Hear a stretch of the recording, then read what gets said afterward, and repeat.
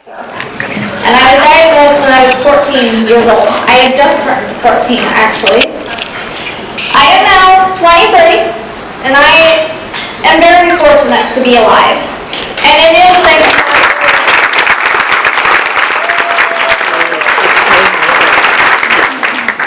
because I have lived this long, I kind of think it's my duty to create awareness and to share my story to make sure other people understand how difficult this really is, because many of my friends have passed away just from this, and I luckily am still alive. When I was first asked if I would be willing to give a speech to a sorority, I of course said yes, but I don't know much about Greek life. My general thinking of sorority life is sisterhood, community service, parties, and the color paint. Sorry. I have since come to realize that Greek life goes far beyond that, and it's actually very much like the childhood cancer awareness community. Our initiations include a diagnosis. Our rituals are chemo, radiation, and surgery. Our traditions are hospital stays, TV, and loss of hair. Instead of pink, we have gold, the color of childhood cancer. Yet, despite all this, we still manage to pull together, to give and receive support, and to comfort one another, much like a sorority does. Yeah, but the one thing we don't have is a secret handshake, and I think somebody needs to get on that.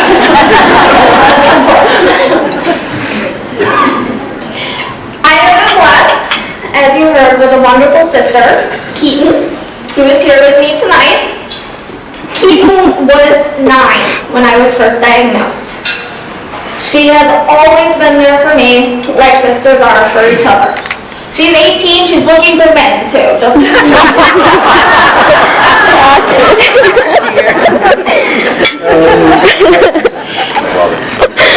tryouts, you understand what sisterhood can do.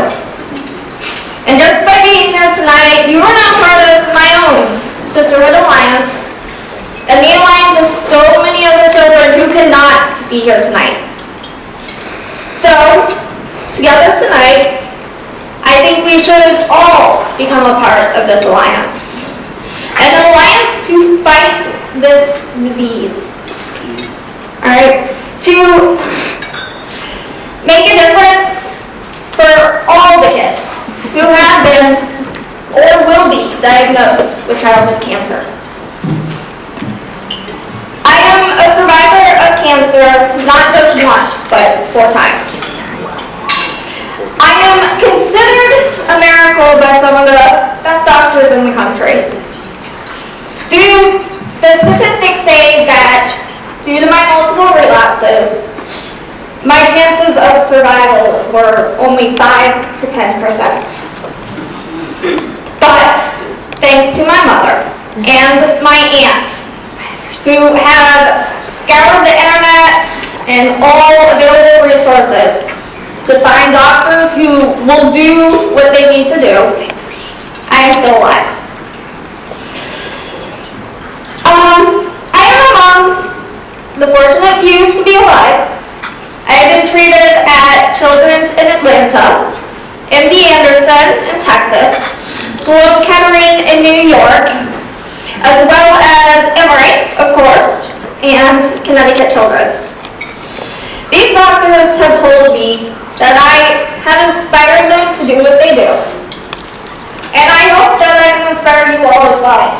Because it is the funding that you make possible that makes it so doctors can continue to research, to find a cure. Because a cure has to be found.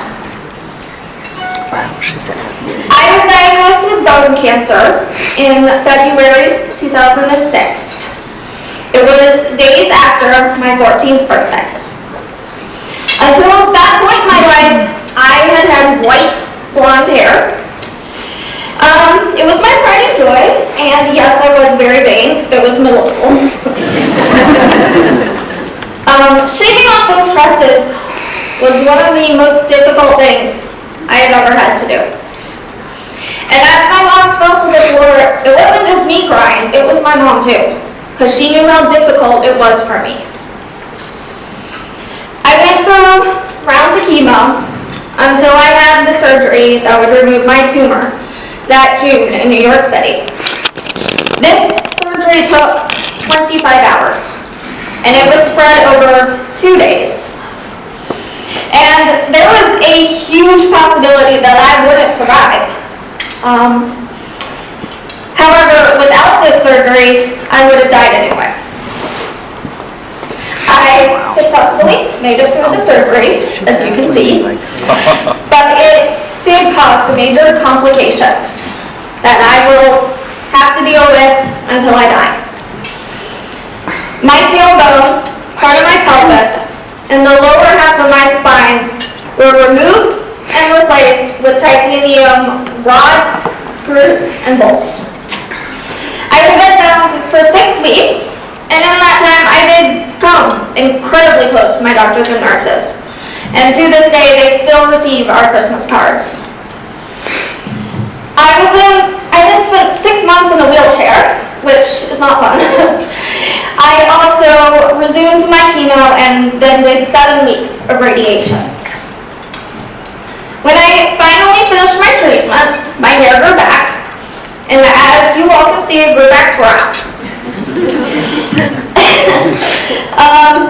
Afterward, I started rigorous physical therapy to learn how to walk again. However, in August 2007, I found out that I had a relapse in my lung. And that's a very common place for osteo to metastasize.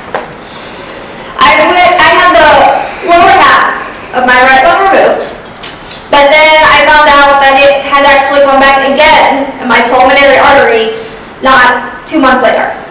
So I then had to have the rest of my right lung removed, and so now you will be seeing me running the Peachtree Road Race after that. If my cancer came back again in my left lung, I probably would not survive. So, of course, this scared us all. So my mom did her amazing research, and she found a doctor at MD Anderson who put me on an experimental treatment. Since then, I have not had a relapse in my lung. In 2008, with 2 titanium rods, I had my back broke. This required another trip to Manhattan and for me to have another surgery. After, I continued my physical therapy and was eventually able to walk without any assistance.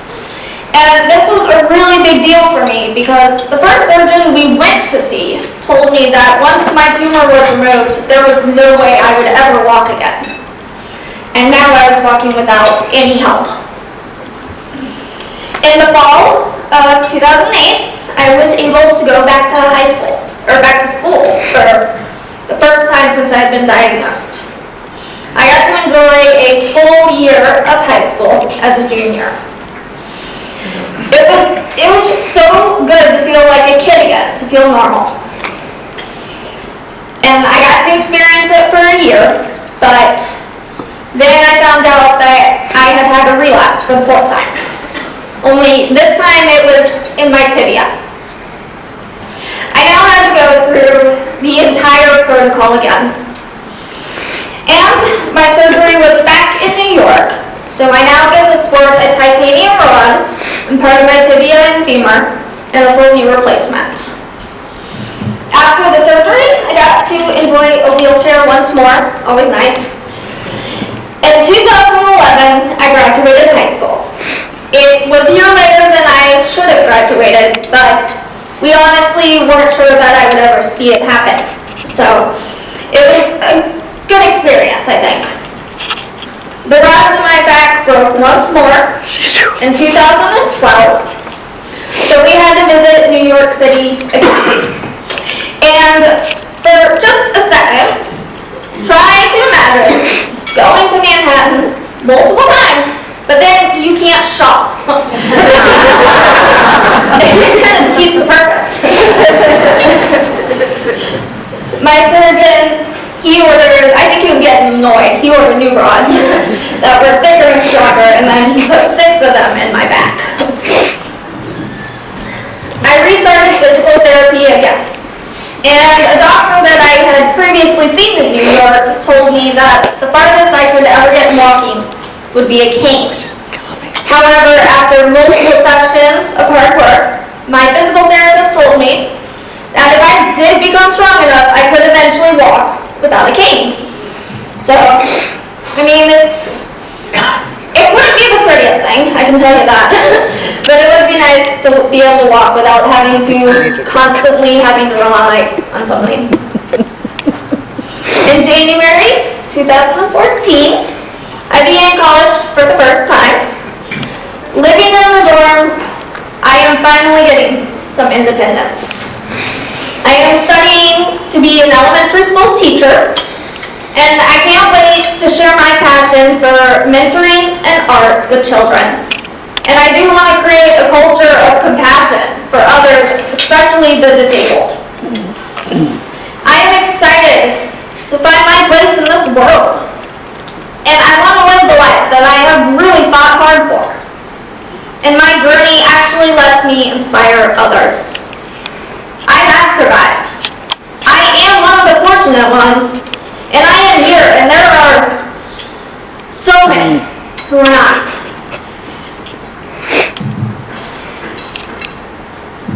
This is important. Pediatric cancer is by far the most underfunded cancer of all. Okay? I mean, children are our future. And I don't ever want to see another child go through what I have had to endure. The government does very little to cure. There would be no progress. Doctors would not have the funds they needed in order to research and find a cure. Personally, I believe that a cure will be found one day. But there's very little awareness right now, especially for childhood cancer. Children are not active citizens. They don't pay taxes. They don't have jobs that can help fund the economy. Yet what people don't yet seem to realize is these children will one day do all these things. But it's only if they are able to survive. The statistics show less than 1% of all money donated to the large cancer organizations goes to childhood cancer research. And 1 classroom of children are diagnosed a day.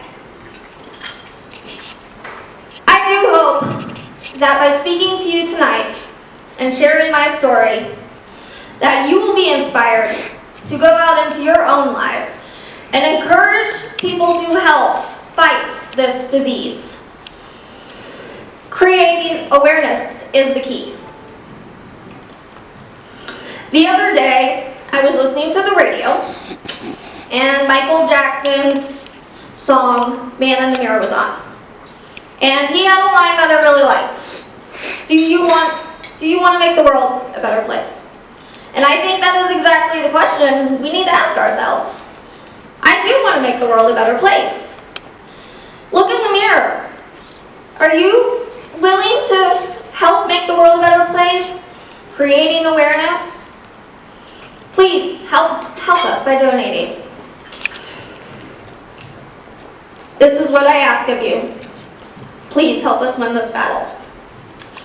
We may not be sisters of the same sorority, but there are no initiations or rituals to get into the childhood cancer awareness community.